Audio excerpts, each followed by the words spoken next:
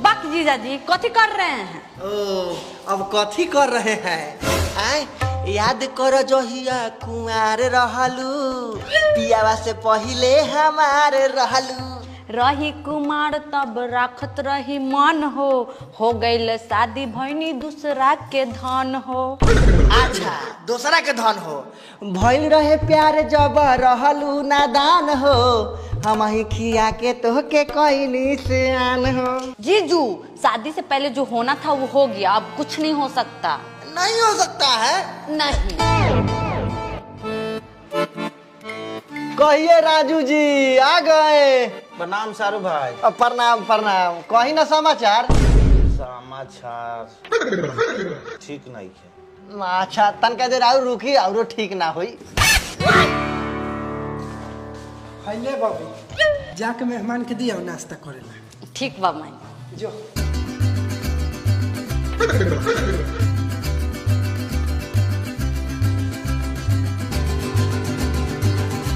हाई लीजिए करी नाश्ता। ये कौन नाश्ता है रे? भिंडी टमाटर भंटा।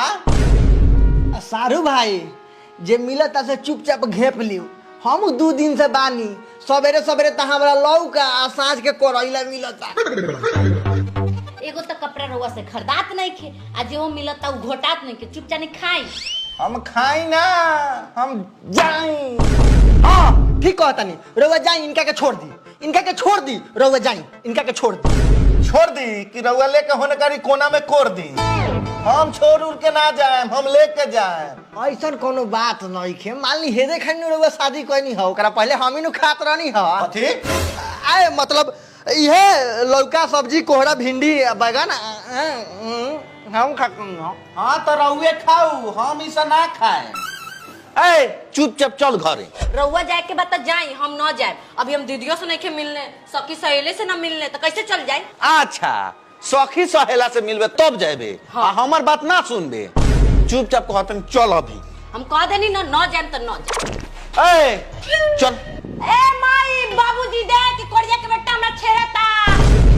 हम छेड़तानी हम कहाँ छेड़नी है बताओ तो। ए बबिया का भेलो रे, का भेलो, काहे चिल्लाते रे? ए माई नतिया के बेटा म छेड़ता।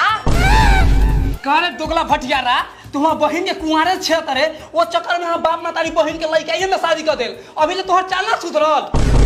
ए बहनचोद, बिना सोचे समझे हमरा पर एको गो इल्जाम लगाबे न तो मार के अभी पुठा फाड़ दे। साला हम के छेड़ नहीं हो, जेकर भतार के छेड़ लई रे। साला तोरा इहे कचरहट के चलते साल भर से हम अपन सुंदर साली से तनका बोल रहू नहीं खी, अभी बियाह के बाद तनका बोलो स्टार्ट ना करी तो इल्जाम पर इल्जाम लगाओ तारे भोसनी। आ कहा तारू कि बहिन के काहे छेड़ तारा? छेड़ता ही ना। एगो तोनी दोनों मातारी बेटी के देखी ले तो साला बुझेबे ना कर लगी तोनी कामना नक्षत्र में पैदा भेल बारे। दोनों मातारी बेटी के दाढ़ी मोछ निकलत रहता है, आ एगो तोहर बहिन देख कितना चिकन चकन बिया। अच्छा हम सब समझ गनी, सब हमारे दिमाग में क्लियर हो गए। ये हमर सारू भाई नहीं खन, ये गारू भाई हवन। ए एक बार पूछो तनी चलबे कि ना चलबे? हम न जाए। ना जाबे है ना? सुन एक बेर और पूछो तनी हो, साफ सुथरा बात बताओ, हई राजा के साथे रहबे कि जीजा के साथे रहबे? ना हम राजा जी के साथ रहम, ना हम जीजा जी के साथ रहम, हम तो ई करेजा लोगन के साथ रहम। का करेजा लोगन हमरा के रखम ना तो कमेंट करके बताई तो हम रउआ भी आई। आ शेयर करके बताओ तो हम बस धरा दी। हाँ शेयर माना तक लगा के जल्दी से ना हम पहुंचाई तोरा तो।